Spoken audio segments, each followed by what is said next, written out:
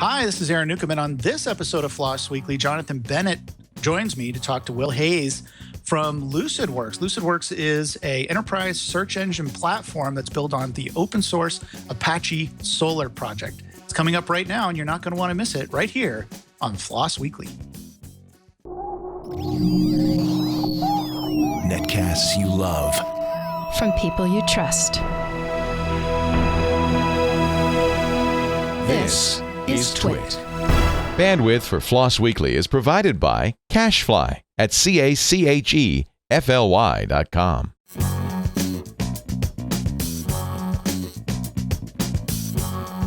This is FLOSS Weekly with Aaron Newcomb and Jonathan Bennett. Episode 401, recorded on August 30th, 2016. Lucidworks.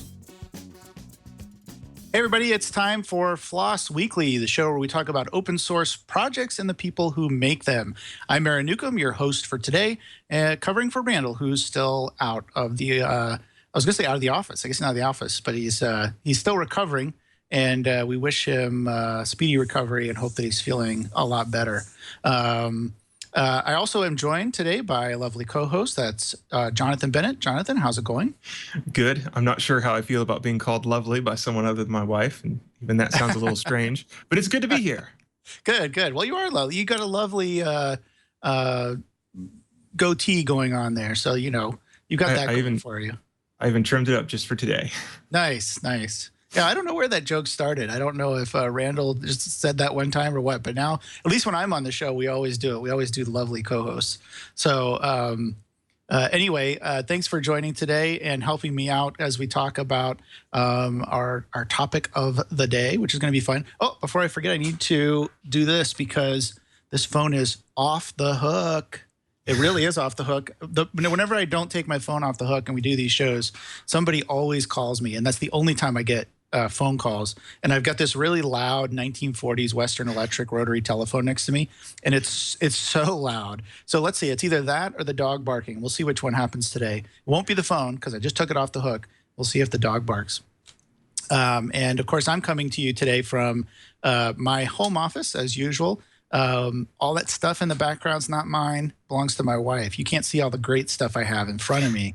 Raspberry Pis and chip computers and Arduinos and soldering irons and all kinds of cool gadgets, but that's where I'm speaking to you from today. Jonathan, how about you? Are you also in a home office?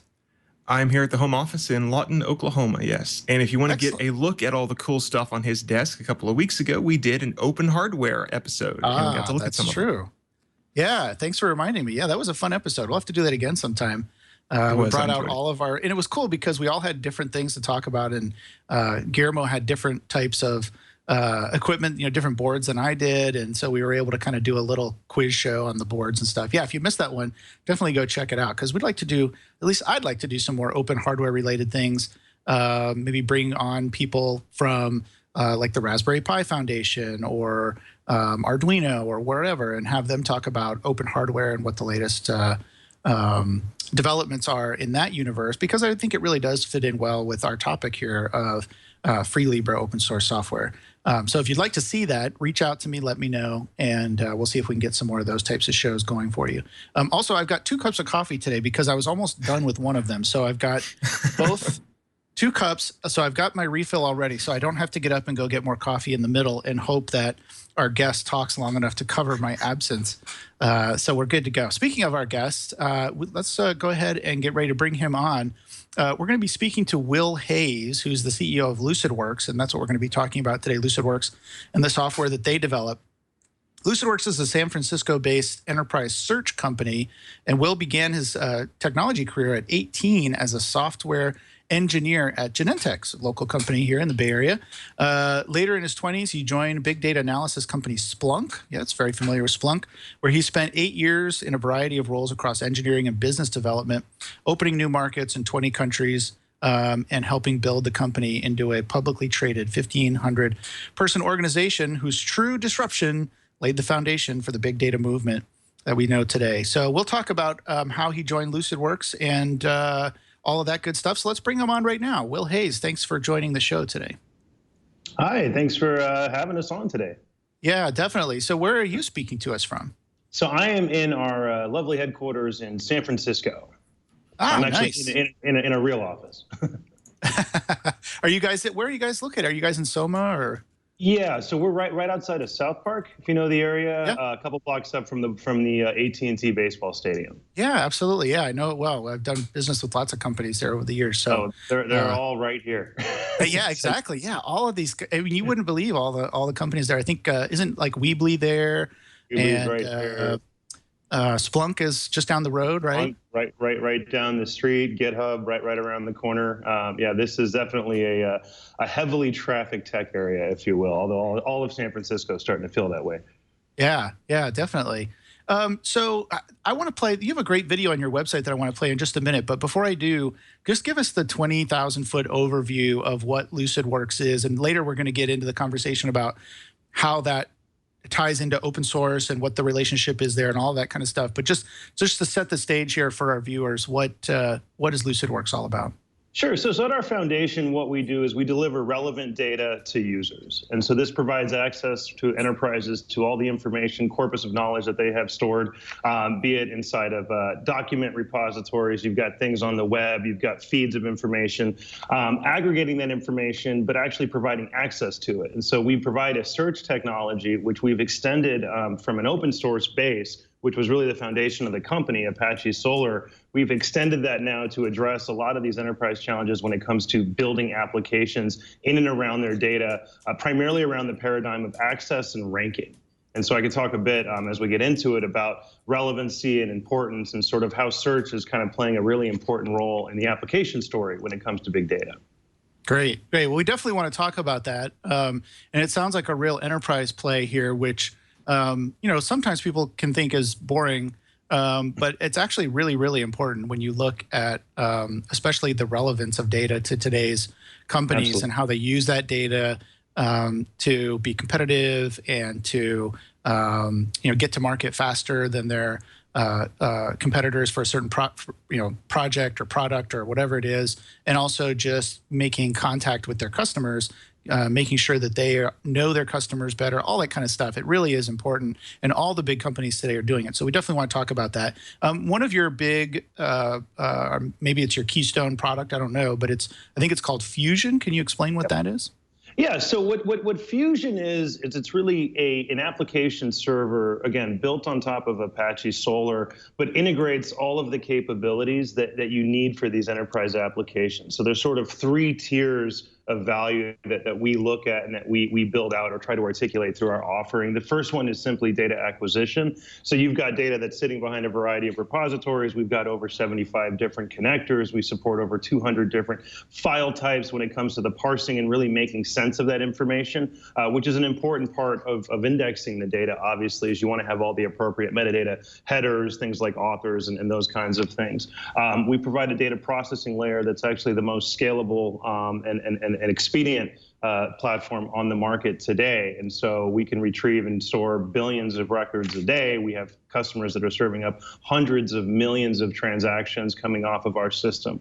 And on top of that, we offer a data retrieval capability, which goes beyond just simple query. Of course, you can do the natural language query. You can request statistics and aggregations and analytics and things of that nature. But being a search company and being a group of search experts, we focus a lot more then on the relevancy of that data and how users can define that relevancy or curate a data experience. And so familiar topics around that technology would be things like e-commerce, right? So when you're out there shopping online and you're being served a number of recommendations, things that are very specific to you, things that are specific to what you've done in the history, our technology allows those retailers to really craft what that data experience should be and provide the right contextual information that's going to provoke an action from the user. And again, in the retail context, it's always easy to understand that because it means that they're going to transact. But if something like customer service, you may be trying to resolve an issue, keep somebody from picking up the phone and calling in. If you're trying to analyze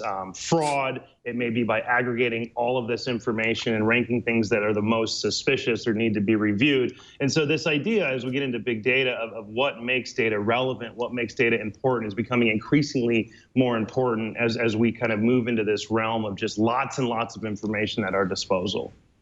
Great. That's a perfect explanation. And I wanted to play the video on your website because I think it kind of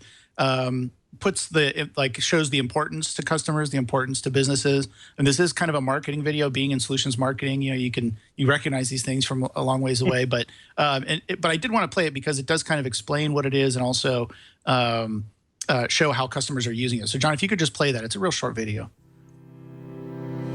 I wouldn't be where I am today if it wasn't for Fusion. So last year we launched our flagship product, Fusion. Fusion is built off of two primary open source engines, if you will. Apache Solar being the main storage and retrieval and ranking engine, and then Apache Spark is this incredible distributed computation capability. Using the Lucidworks Fusion platform, it made it a lot easier than going under the hood, all the command line routines. Everything was in a nice graphical user interface for me to do what I needed to do and leverage all of the different content source connectors. It allows our staff, which might not have all of those search expertise, to sort of be bigger than we actually are. Even though we are a large company, our development staff can be a little bit constrained at times, and certainly we don't have as much in-house expertise in the search space as we do with Lucidworks now. Lucidworks Fusion is our easy button. It puts the power of search and driving that algorithm in the hands of the business people and the subject matter experts. It comes with out-of-box crawlers, connectors and stuff. You don't need to actually spend more time writing your own custom code. For the biggest impact, it's freed us up from dealing with mundane tasks with development. You don't have to be a developer anymore. You can stop thinking like a propeller head and start thinking like a scientist. Our biggest inspiration now is coming from the customers that are pushing us into these directions to help them solve the next generation of data-driven problems that are going to transform the way they do business.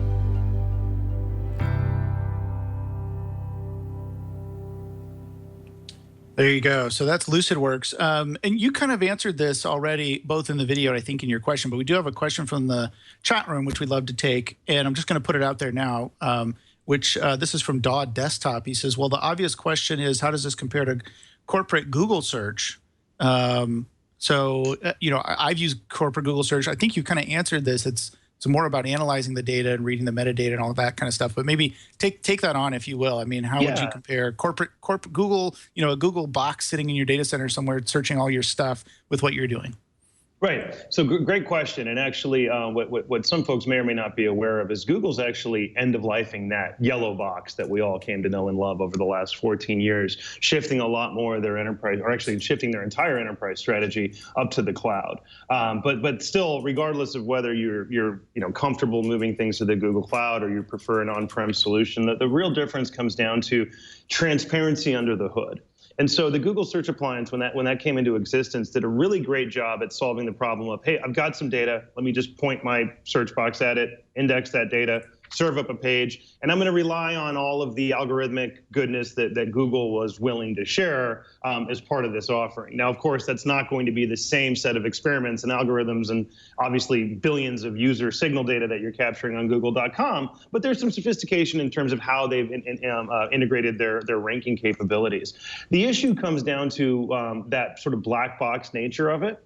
And while in a departmental level deployment, if you're doing an internal enterprise search type of project, it might be good enough. I've got tens of thousands of documents. I've got a handful of users. More or less, the ranking that I'm getting back from the algorithms that Google provides is good enough, and I can move forward. When I start thinking about sort of serving up the most actionable information, so like in the customer service use case, I want to ensure that the most relevant document based on everything that I know about my customers, about my defects, is being delivered at the time that the user asks the query.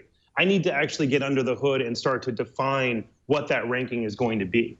Or if I want to curate a specific experience through an online shopping website, I've got very specific requirements about how I want that data to behave as part of that user experience.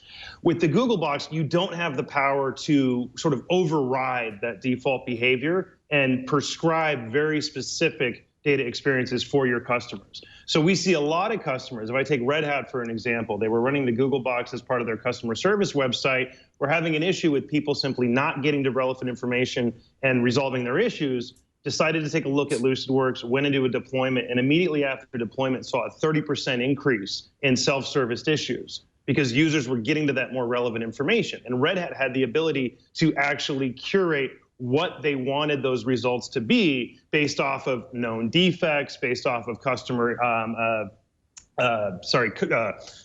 inventories, products that they have purchased, products that they're subscribed to, things of that nature. So it's all about increasing that efficiency. And a lot of customers see that with Lucidworks, they get total control over that experience versus just getting a sort of almost good enough out of the box experience that they got with Google originally. Yeah. And then that's something that I think that's a great example. I mean, I'm always, I recently had some changes I need to make with Comcast, and I went to their website and, you know, I don't know, I guess I'm just a sucker. I'm like, you know, companies will eventually figure out how to give me relevant data. So I go to their search site and I try to type in, you know, my problem, and I never, ever get the thing I'm looking for, ever. It's always some like very generic thing. Oh, do you want help setting up new service? Like, no, I don't want help setting up new service, you know? And so I think this is really, really relevant. Now, do you also do, I mean, you've talked about a couple different things here. You talked about customer data. You talked about documents, for example. So I'm used to, in the enterprise land, I'm used to dealing with services like Documentum in the past or things like that that do document curation. But do you do that as well as just this ranking of relevant generic data? So yeah, so we handle. I mean, it's interesting. If I had a whiteboard here, I would draw the whole continuum for you. But in a simple sense, you can think about. I'll call it a search application, but really everything is a search application. Anything that's data driven, you want access to that data. You want that access to be as natural as possible. And both the inability to use natural language and poor relevancy are the two things that probably frustrate users the most. Right. And so your example of looking at your cable provider, trying to get to some information that you know is sitting there, that you know you want the answer for, you have an intention, and being able to map that intention to results can be difficult at times. So your question specifically, we take in, you know, everything from kind of your basic, I have a bunch of documents, I want to make them accessible. I kind of consider that sort of level one of search, right? So I've chosen a platform, I've deployed it. So with Fusion, very quickly, within 5 to 10 minutes time, I can point it at my Documentum, at my Jive, at my SharePoint, wherever my data may be, I can start to ingest that data. Now, that's sort of phase one, and in some cases you might declare a victory there, but what happens immediately after that, just like your experience with the cable provider, users start asking questions. They say, hey, look, I can't get to this information that I know that I need, or I'm sure that there's something sitting there in the corpus of knowledge that I'm just not able to surface for whatever reasons. Or in your case, I have a very specific intention, and it seems pretty obvious based on the way that I'm asking the question, yet you're not taking me to anything nearly relevant for what I'm trying to do. So from level one, which is really about your data and your applications, you kind of want to move now to sort of a level two, which is all about relevancy. So now I want to start to actually tune that relevancy. I want to start to provide that curated experience. And so that's kind of how the evolution works. And then on the third level is sort of as you get to kind of the more smart search, I'll call it, or smart application, your Siri or your Watson or things of that nature, where I can ask it questions, where it's far more predictive, where it can start to push me notifications. So I think a great example of this is something like a Google Now, where you're constantly running contextual searches based on activities, locations, calendar, any other inputs that they have, and they're able to proactively start to surface this information. And so more and more people in the enterprise are thinking about this continuum. The one big change that I'd say that's happened in the enterprise that is causing a lot of our customers to react is expectations. You know, back in the day, I remember when I started my career, just how funky these systems were. They were brittle. They only spoke SQL. I couldn't search them by any means, right? Whereas today, with the way that people are interacting with technology, especially as a consumer and your mobile devices and all of these things, you're starting to experience things through Facebook and Instagram and online ordering and Netflix. And as you get to work, you sort of say, wait a minute, why the heck is it that I have to scroll to the third page every single time? You know who I am.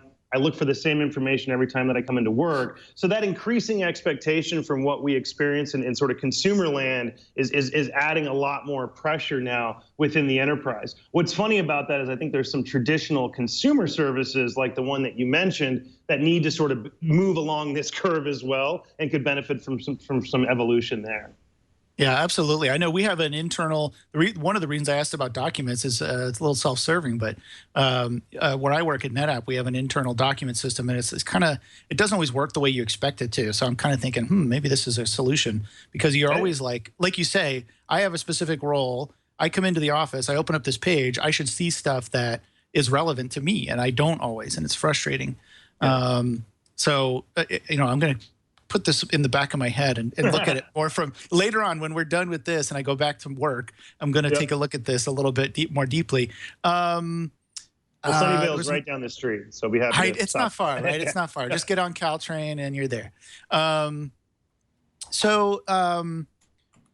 Oh, I know what I wanted to ask. So when you were describing this, it kind of sounded almost, and I know you worked at Splunk, and I mean, it almost seems like the model that you've developed is similar in some ways to the MapReduce model, right? I mean, maybe applied a little bit differently, but it almost sounds similar. Is it? Am I reading into that or no? There are certain components. So one of the things, and again, this is, we'll have to do a whiteboard talk at one of these points. But one of the ways that we manage that relevancy, or we're able to drive that kind of contextual experience, is through a facility that we call signals. And a signal is really anything that we can capture that you think might be relevant to your data. So a really easy example of that would be that a user comes to your site, they type in a term. Let's take a shopping example because we all live that every day. Let's say I come to your website and I type in iPhone, and a result comes up with 10 blue links, typical search experience. But at the very bottom is the iPhone. I'm an Android person, so I don't know the latest, but the iPhone 6, let's call it, handset that you were looking for. Now, the first few results that you're seeing are all cables and cases and things that really aren't as relevant as that handset when you're searching only for the term iPhone. So a signal might be the user typed in iPhone and then clicked this number 9 document, which was the iPhone handset. Now let's say that I take in 10 million users a day and 85% of them are exhibiting that behavior. Well, I want to then process that behavior to better rank the data next time. And that's something that we do sort of in a batch job or in real time. So you might run something similar to a MapReduce where you say, I've got tens of millions of signals coming across hundreds of thousands of searches from all of these users, and I want to run some kind of aggregation to determine a better ranking for every term that's coming in. And I might expand that beyond just terms. I might say term and what role in the organization are they, right? If we take like an enterprise use case, or give me some demographic information, anything that you want to process as part of that aggregation of information to determine that ranking. And so we run that similar to a MapReduce in that we can do that in batch. We can definitely offload that to Hadoop. More and more, though, we've been using Spark to run that computation in real time, which is an interesting advantage that it's given to our users now that deal with a lot of high throughput scenarios where they want the ability to kind of respond as things are changing, even down to, say, the 10-minute granularity versus waiting for a month's worth of data and then aggregating that data and rolling it out like maybe a retailer would do. That's awesome. And one quick question, and I want to let Jonathan come in and ask some questions as well. But this is really interesting to me just because it's kind of part of my day job as well. Yeah. So are you caching all of this information for each user individually? Are you constantly churning in the background? I mean, where's all this stuff getting stored? Is it just pointers to relevant information so you don't have to store all that information? I'm just thinking like, that's a lot of what you're talking about. Even maybe the more simplistic examples that you're talking about is a lot of data to go through, to churn through. Are you constantly in the background, running jobs to try to find this relevant data, or how does that work? Again, it's very use case specific. And so we have the ability via Spark and other mechanisms that we've got under the hood to run those aggregations in real time. And so we could start driving that relevancy as activity is happening. In a lot of cases, what users, and again, I'll use retail as a good example, they like to take broader sample sets because you never know when there might just be a small trend. Let's say somebody blurred something out on TV, and a handful of the population had seen that and they run to the web and they want to go look for that item or something to that nature. Well, if that's occurring over a longer trended period, that might be something significant that you want to react to. If you have a burst of activity within, like, say, 30 seconds, or somebody's even potentially gaming your system, then you may not want to react in real time necessarily to those relevancy adjustments. So again, it's very use case specific, but in our world, we can handle both cases. Now, we do some really interesting things architecturally. One of the things that we do is we actually use in the back end Apache Solr as our database, as our data store. So of course, as we index content, as you search content, we have that capability. It's a primary use case for our platform. But in the background, we're actually taking advantage of the flexibility and the scale of search to process all of that information, to aggregate that information in nearly real time, and to do it across a very massive scale. Now let me maybe just talk about Splunk for a quick second and why I'm here at Lucidworks and what I got excited about. Because, you know, enterprise search as a technology has been around for a long time, right? We've probably been doing this, I mean, gosh, there's vendors that go back into the mid-90s even. And so this wasn't necessarily something new, especially now, but even let's take in 2005 when we started with Splunk, because the idea at Splunk was simple. It was saying, wow, there's all this data that sits behind all these different devices and logs and servers and everything throughout the data center, and the ways that people go and investigate this information is broken. What if we could just Google the data center? And what I'm really proud about the work at Splunk and what you see in the industry today, and I think which has even opened up opportunities for more traditional search vendors like Lucid, is that this idea of search as an access paradigm, not just search as a way to go look at, you know, highly unstructured human-generated content in the way that we deployed search in the past, because frankly, the database couldn't do it. But search is a way to bring together data and define a model that can intersect a highly diverse set of information. And if you think about it, right, if I issue a search for something and I get back this big giant wob of data, well, in that data, there's a bunch of metadata. And from that metadata, I can start to drive analysis. And so this was sort of the secret at Splunk, where we started to approach this idea of IT troubleshooting, and all of a sudden people were saying, wow, I just solved a cybersecurity threat that we've had. I was able to provide a compliance report. I was able to do all of these different things. And of course, in those days, we were thinking about machine data in the Splunk days. Well, fast forward a bit, when I got excited about Lucid was that, okay, you had Apache Solar, which was the primary document store across the world, really. I mean, you look at different industries, 90% of the Fortune 100, you've got, I mean, deployments of solar reaching the millions of applications worldwide. But meanwhile, there was this whole other movement starting to happen of people were starting to hoard information in the form of things like data lakes. And if you think about this sort of search as a way to just access this information that you may know little bits about, but you know the relevant keywords and terms, and maybe it's key value pairings that you need to retrieve the right model, you can start to then analyze and make sense of that. And so we see customers today with their Hadoop data lake storing every customer interaction, every transaction, every log, every purchase, and they're able to build very specific 360 views of any customer, of any service, of any product, using our search technology as a way to access that data and make sense of that data is really exciting. And this is where I think search is going to play a tremendous role in the future of big data, because frankly, you don't need an instruction manual to use Google, right? If I put you in front of that box, you're going to start to become productive with it. And the more kind of serendipitous experience that you get with that data, the more insight as a subject matter expert you're going to be able to extract from it. Sorry, it was a bit of a long rant, but I thought it would kind of tie some of this together. That's all right. We like long rants. That gives us time to think about things. You've mentioned Apache Solar several times, and I'm sure there's a lot of us that are not real familiar with that. What is Apache Solar? So Solar was an open source project started at CNET about 11 years ago to really provide search.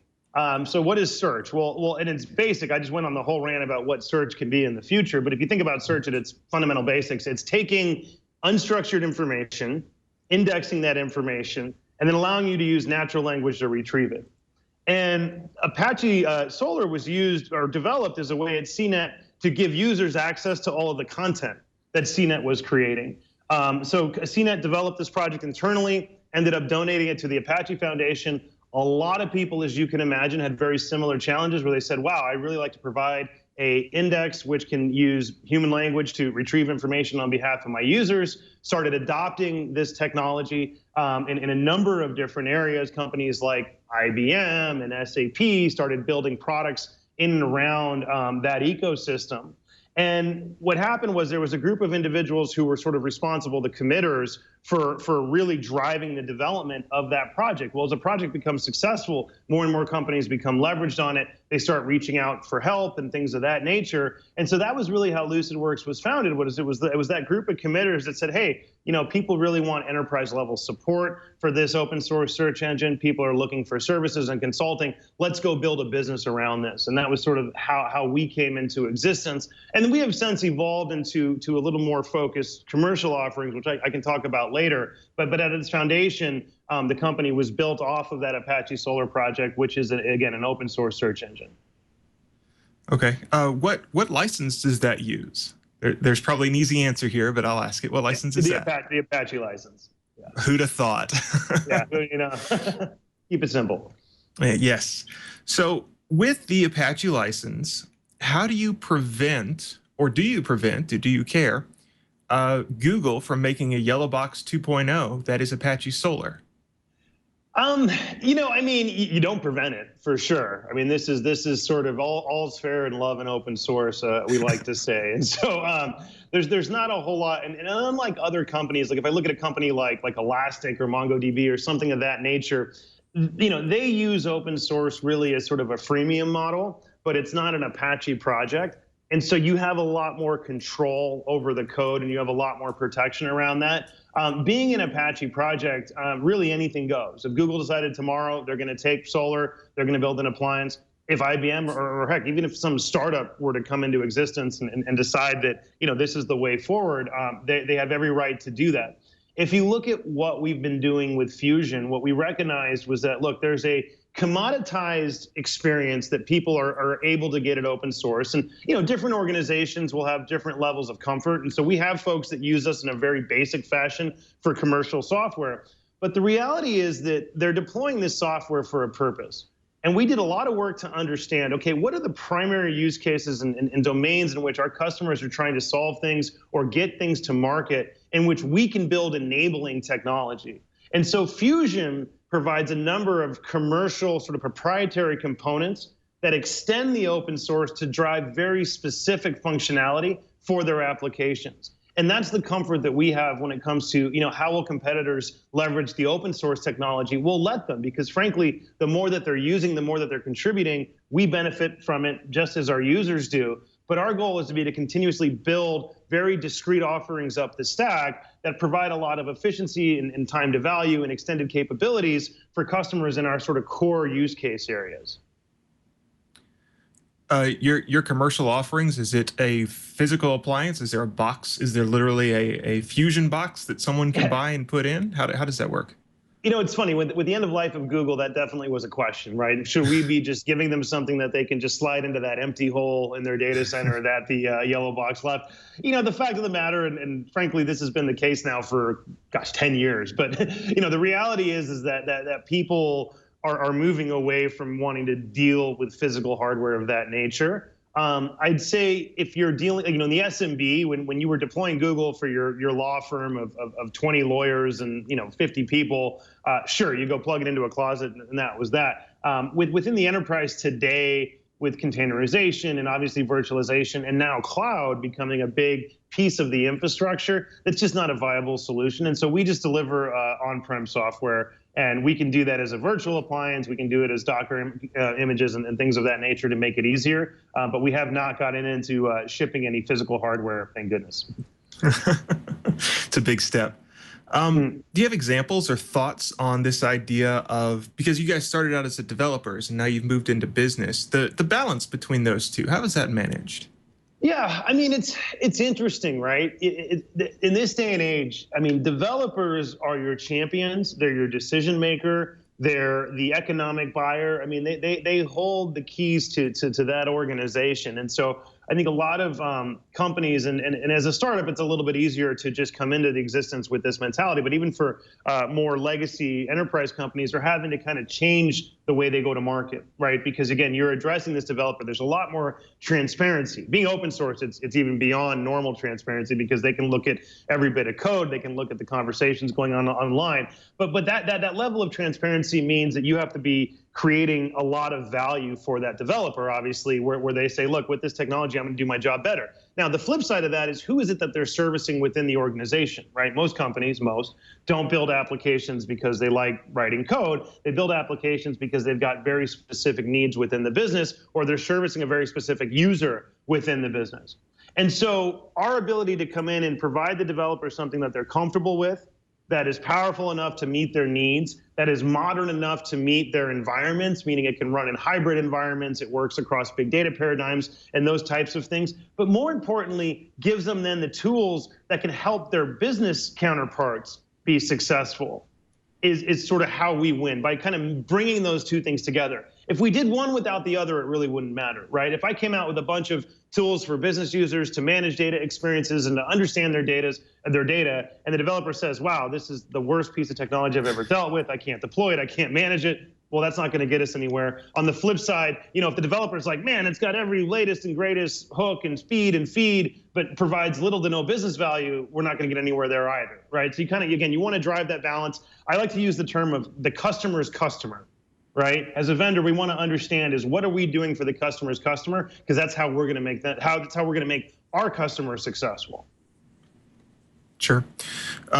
So let's say new open source project wants to commercialize, wants to start a business. What do you say? What's your advice for right now for someone trying to make money with open source? Gosh. So there's a lot of ways to answer that question.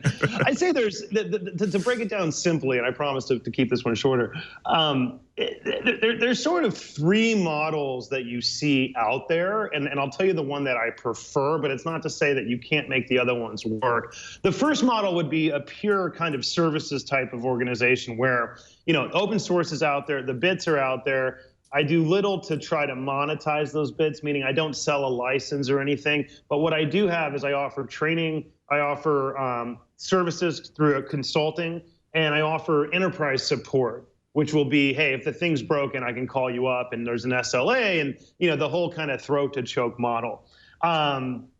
And so with that, what you end up with is sort of a lack of stickiness, right? They can get support out there in the community. They might come to you when there's something that's urgent or really time sensitive. But the reality is they're not looking for any ongoing type of relationship with you. You really have to fight to defend those support contracts and things of that nature, which can make it really hard to operate the business. The second model would be something that's more along the lines of like a certified distribution, where you might say, look, yeah, there's the Apache thing or whatever you want to go get out in GitHub, but we have done some additional testing and hardening of the product, and we will support this specific distribution. And as long as you stick to our distribution, we're happy to offer you all of the support that you need. And again, there's an additional peace of mind beyond just getting something from pure open source. The third, which is one that we adopt, is commercial extension, commercial integration, right?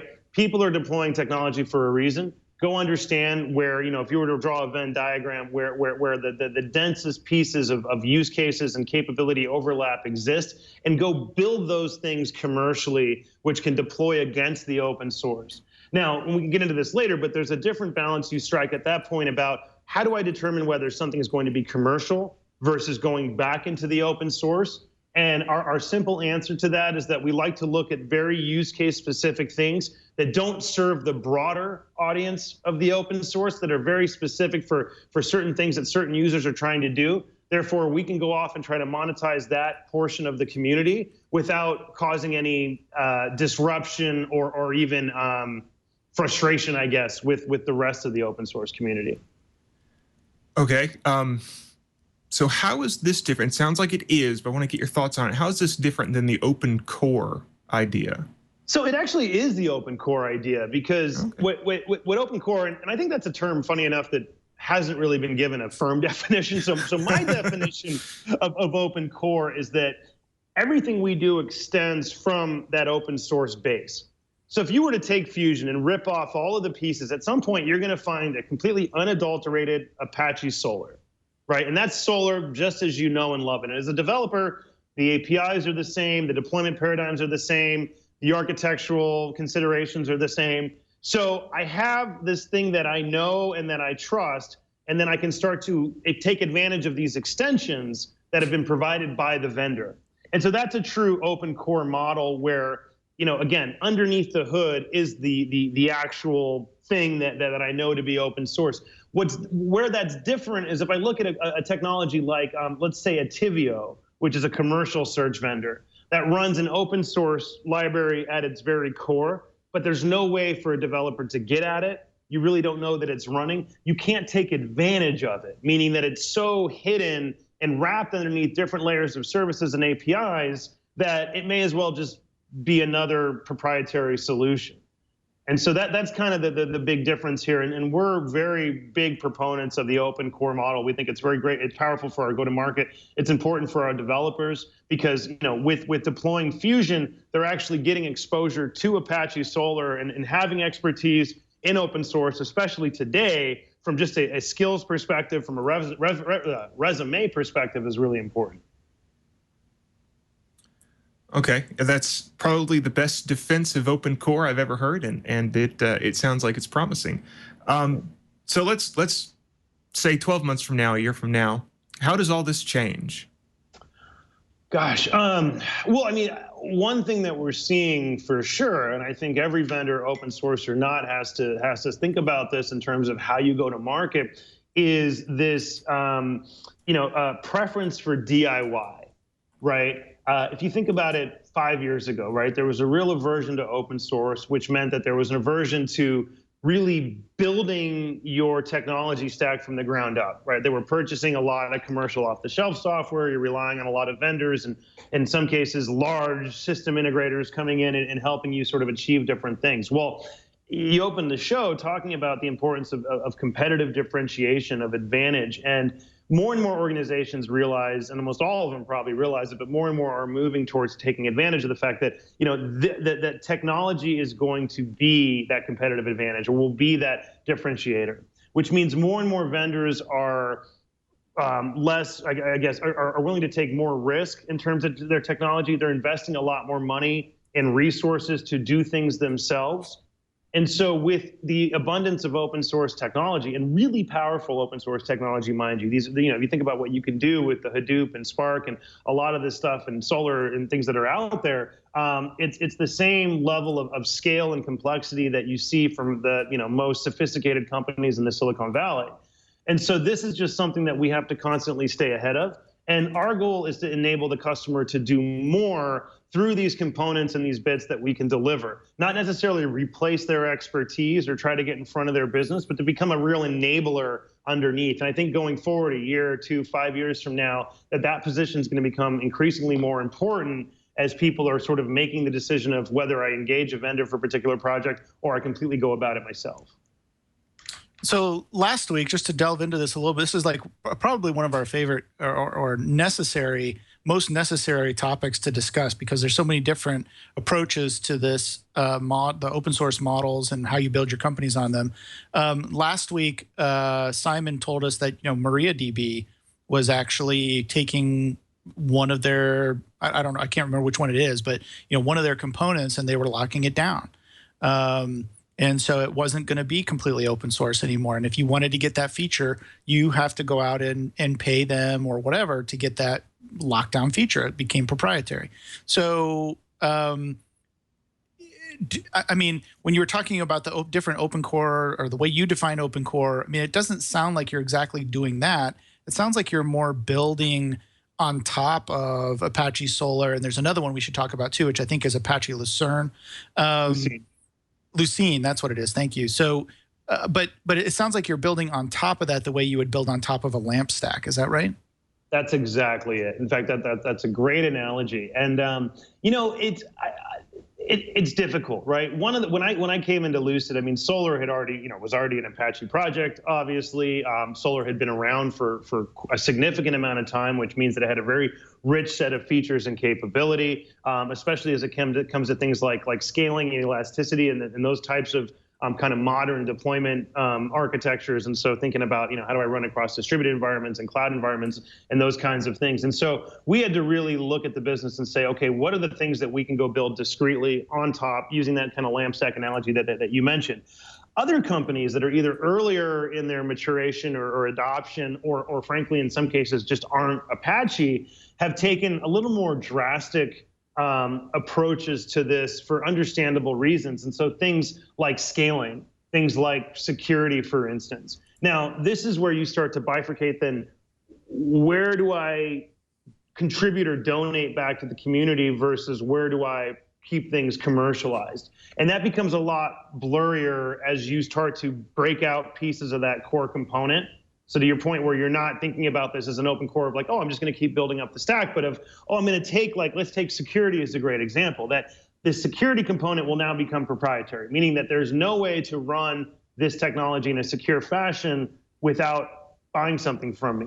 Well, frankly, in this day and age, if it's not secure, if it cannot be secured, it can't exist, right? I'd say the same thing about distributed, right? If it doesn't run in a distributed architecture, well, then is it really a thing?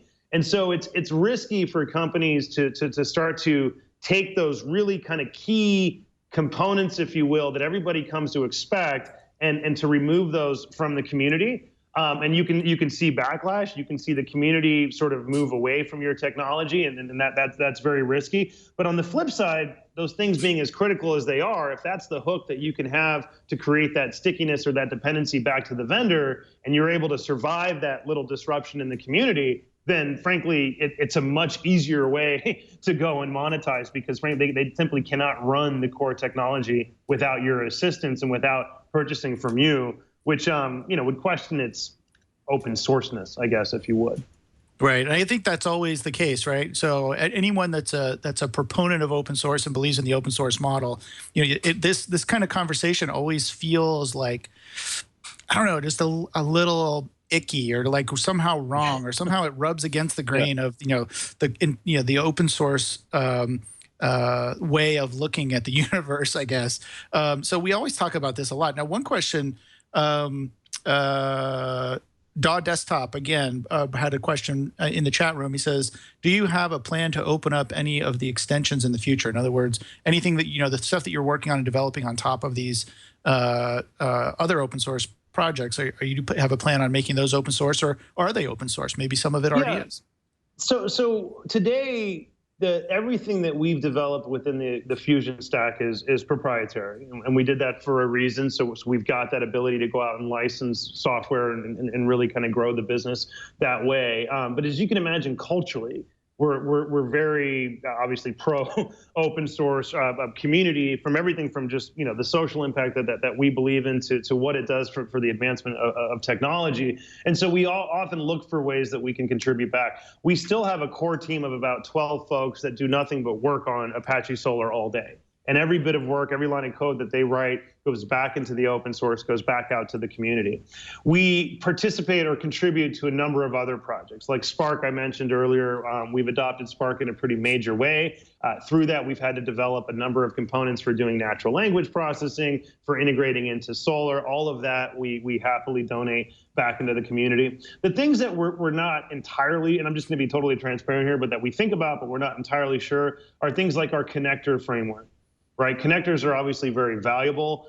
We think that even the Solar community would benefit from a certain level of connectivity being available beyond what you get from, there is a project called Tika that's out there. But if you think, that really also it's a core pillar of value in terms of why people are coming to us as a company or as a vendor. And so we just want to be thoughtful about it.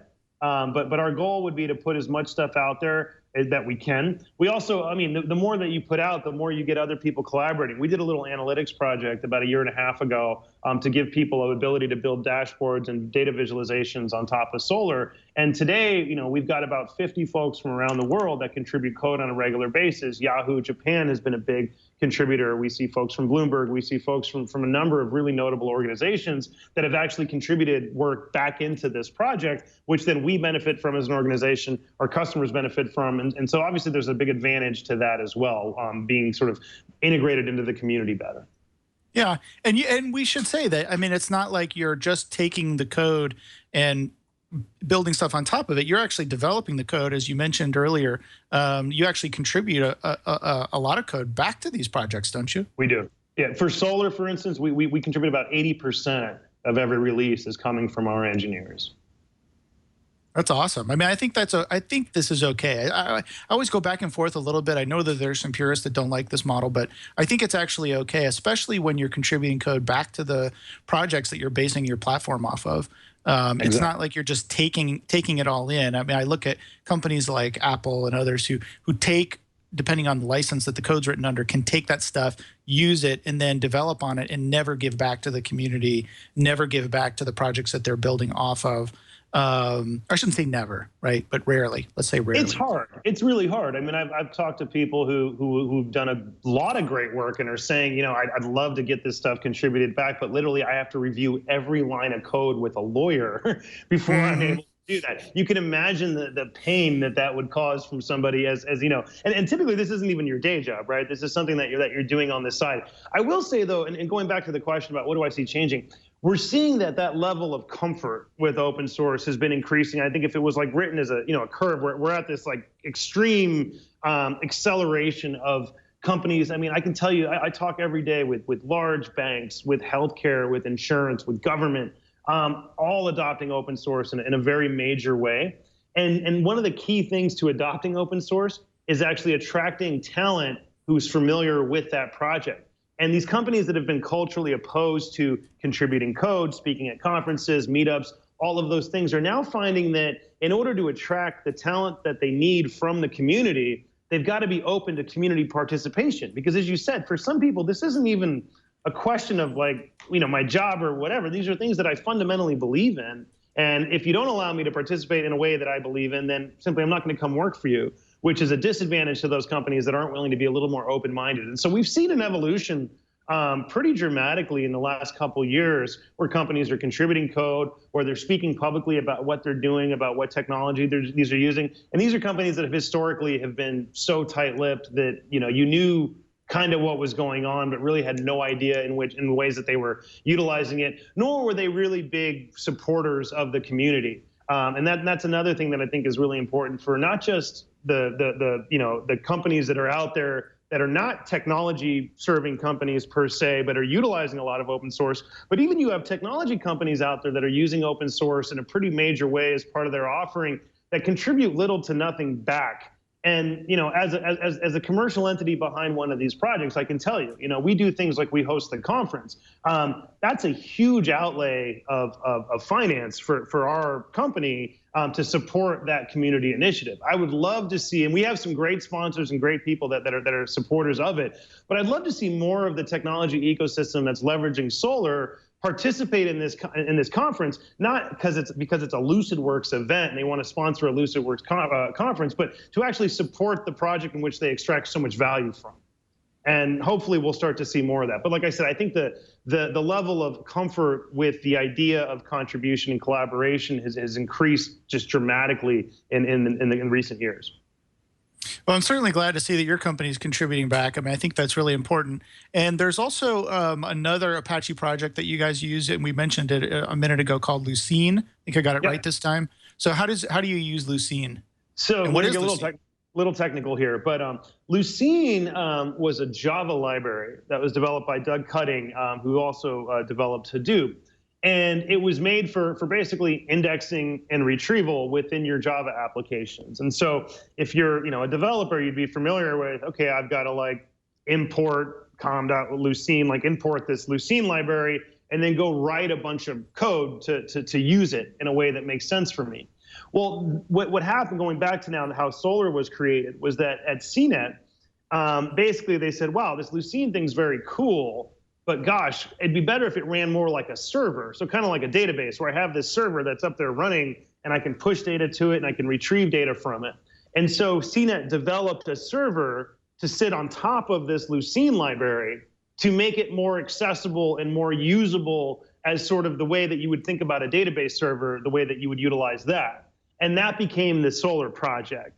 And so Solar is Lucene with these extra things on top, which allow it to just run as a standalone server. Versus if I was just writing a Java application and I wanted to index some data as part of that application, I could just take the Lucene library, import it into my app, and just start to use it deep and within my code base. If that makes sense?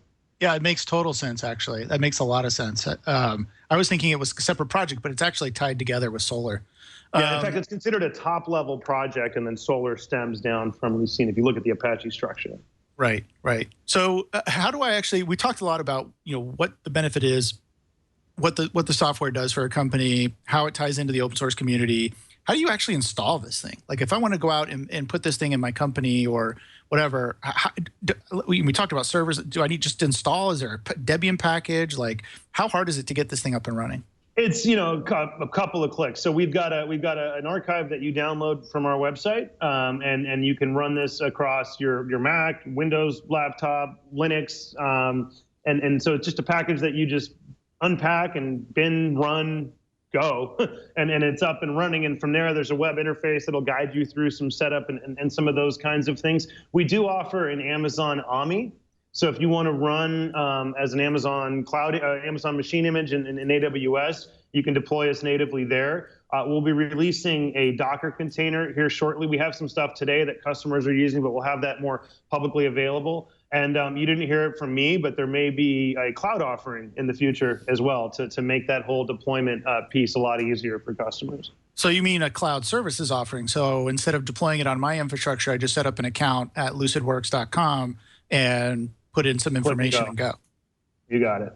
Ooh, that sounds interesting. I like that you have an Amazon. At first I was thinking, well, this is really only going to be applicable to install in a local, your local data center. But actually, I mean, so many people have their apps running in Amazon, for example, right now, or other cloud services providers, that it makes sense. You're actually going to need that up in the cloud to be able to pull in that data, unless you want to suck it down into your data center every night or something. Which makes no sense. And you can think about, I mean, there's companies that I know that are operating in the $200 to $300 million in revenue that don't have a single piece of technology deployed on premise, especially out here in the Valley, right? And so, everything from my document repository to my CRM to my issues database to my ticketing system, all of these are hosted services, right? And I need access to all the data. I need search across all of that data to run my business. And then what a lot of customers end up doing is they end up sucking all that information back down from the cloud, running something locally.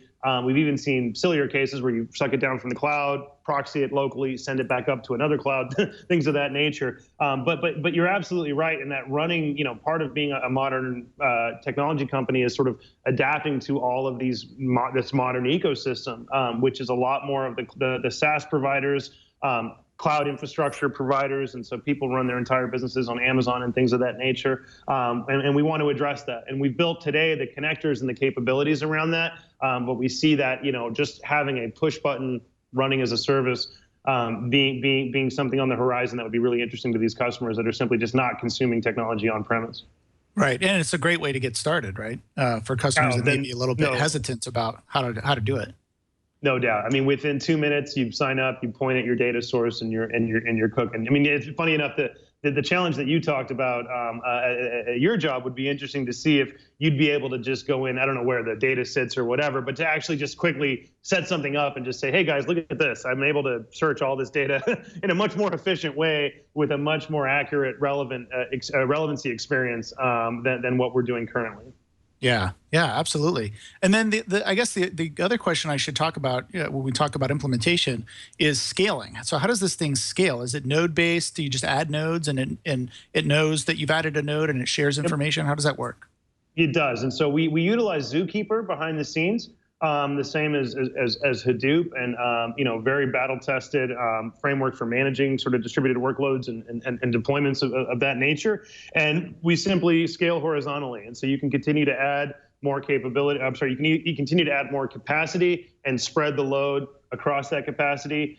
There's some very interesting things you can do at a very granular level. So depending on your data and the nature of access around that data, you may tier the deployment and have kind of a hot, warm, cold type of scenario where I've got a set of information that I want to ensure that I have overcapacity for, that I can retrieve billions of results in sub-second time. And as that data becomes less relevant or less interesting, I can sort of age it out and make it less performant, which means I'm using less computing resources to process that data. And so it's very flexible in the way that you can kind of define the sort of performance requirements and balance that with economics from hardware and storage and all of those kinds of things.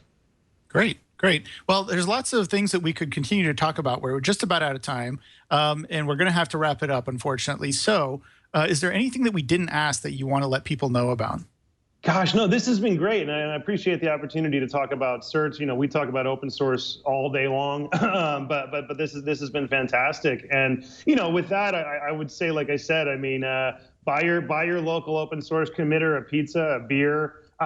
You know, send them a donation when you see an opportunity, attend the conference, sign up for a training. I mean, there's a lot of folks that are out here, not just companies, that are contributing a lot of time and effort to these technologies that are very important. I mean, these are especially around big data, the ability to just have social impact, economical impact. I mean, it's significant. And if it wasn't for these folks that were dedicating a lot of time and energy, we simply wouldn't be where we are today, technologically speaking. And so for anybody who's watching, and if you realize your company is using a lot of this free software, just figure out ways that you can contribute, whether it's your time, your effort, your code, going out and evangelizing, or monetarily if your organization is capable of doing that. Right. Yeah. Even hosting a meetup. I know that's something that we've done in the past at NetApp. Just, you know, we've got a big building. It's right in Sunnyvale. So, you know, the cafeteria isn't open, you know, at 7 o'clock at night or whatever. So they've got a big room and projectors, like just come in and have a meeting. And I think even doing something like that and maybe bringing some, you know, refreshing beverages. Oh, yeah. There you go. Goes a long way. So, yeah, I'm with you absolutely 100% on that one. So, well, Will, thank you so much for being here today. There is a few last questions that we like to ask folks that come on the show. A lot of times we do have the developers or the project leads on the show. And so these are a little bit more technical questions. I'm going to ask them and see if you have a preference. So the first one is, what is your favorite scripting language? Python. It's easy. Nice. Yes, I love it. I love Python.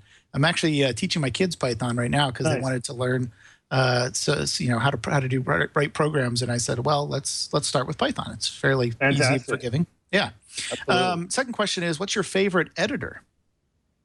Oh gosh, you know, I'm so basic. Now, the reality is that unfortunately in my job, I don't get to spend as much time writing code as I'd like to. In fact, I do more at home with my Adrenos and things of that nature. I just use Text Wrangler. Like I'm so basic like that. You know, I've looked at these other kind of cooler tools and the BB edits, and I never really got into IDEs. I mean, I used to write a lot of Java back at the beginning of my career, but once, you know, Python and all these other cool things came out and the IDEs weren't quite there, you just sort of got used to text editors. But yeah, I wish I had a cooler answer. I don't. I just, you know, by anything that can just do plain text with a little bit of syntax highlighting is good enough for me.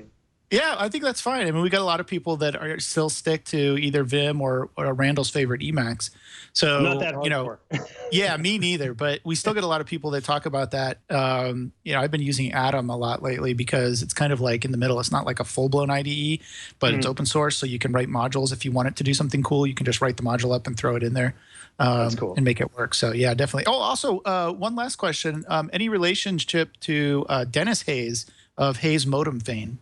No, that's the first time I've gotten that, but no, I don't believe so. At least that's funny. Okay, I know Hayes is kind of a common name, but like whenever I hear the name Hayes, it makes me think of the early days, you know, of the squeaks and squawks and all that kind of stuff that we used to have. Yeah. Whoever asked that question is dating themselves a little bit. Nice. Well, thanks again for coming on the show.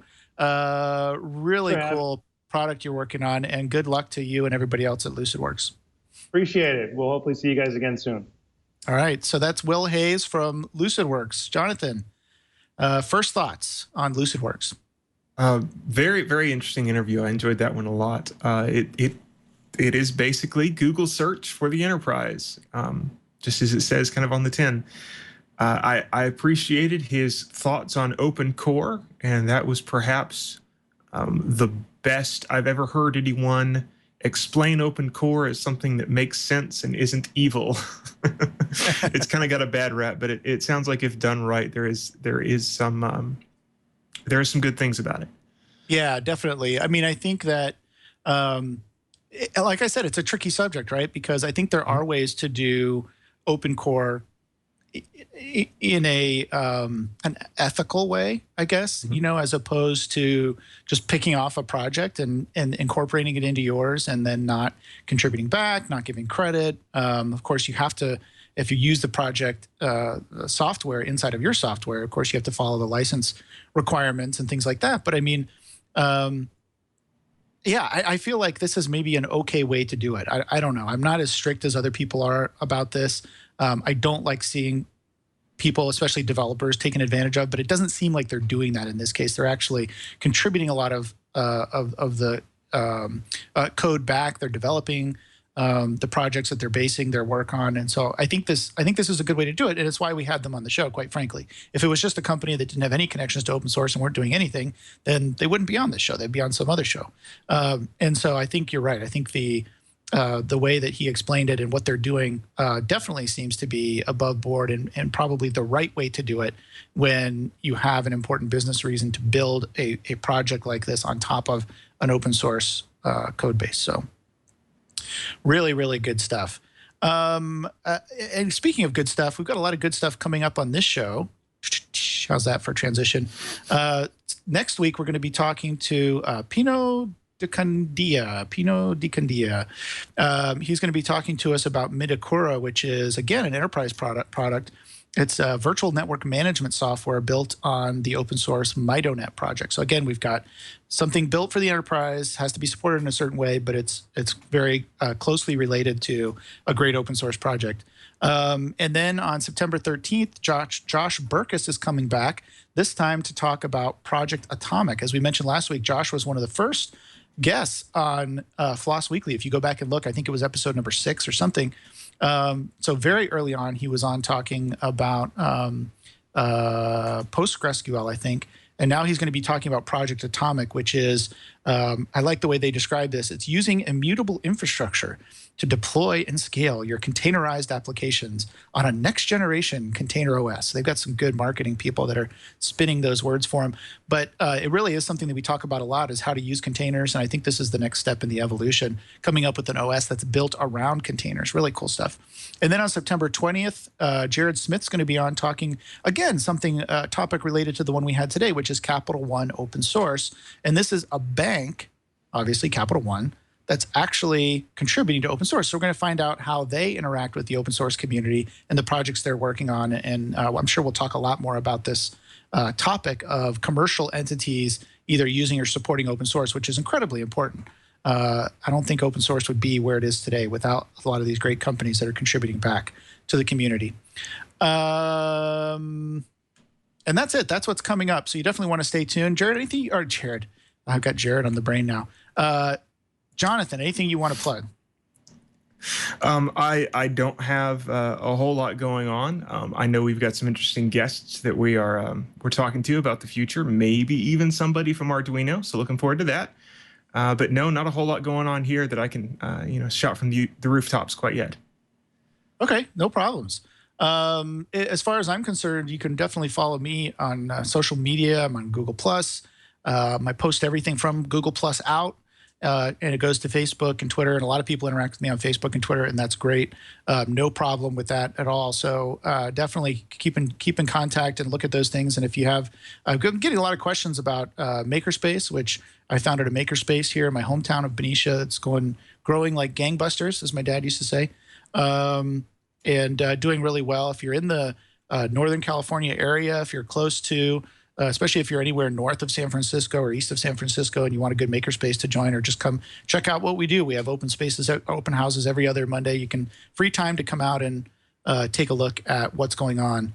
And then as far as this show is concerned, you can follow us at FLOSS Weekly on Twitter or plus FLOSS Weekly on Google+.